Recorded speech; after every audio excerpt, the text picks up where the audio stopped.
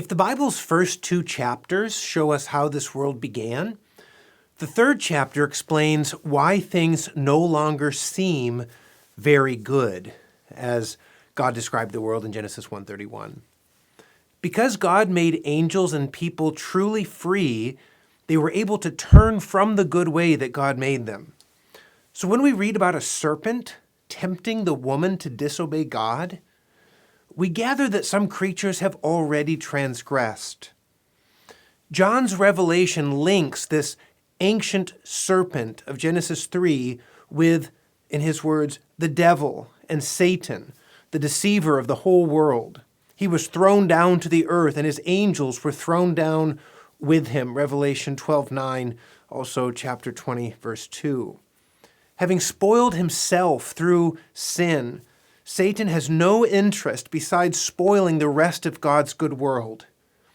So early in the world's history, he tempted the woman with the worst possible lie, that God is restrictive and oppressive.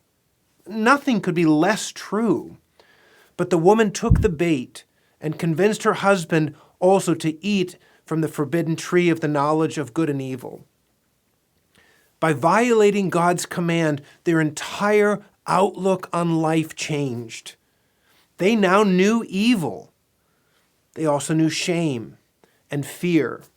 At that moment, paradise was lost for them and their posterity. But the gracious God didn't leave them to die alone as punishment for their sin. He found the man and the woman and the serpent and spoke to them powerful words. As promised, the full measure of life's comfort and joy would be no more. From now on, the ordinary human experience would include pain, relational conflict, toil, frustration, spiritual darkness, and death. But all hope was not lost. God promised to give his people an offspring who would bruise the head of the serpent. He would finally defeat the deceiver, Satan. And the man and the woman trusted that God would fix the mess that they made. For the first time, we learn the name of Adam's wife, Eve, the mother of all living.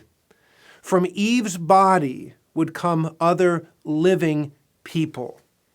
And one of her descendants would be the life, John 14:6.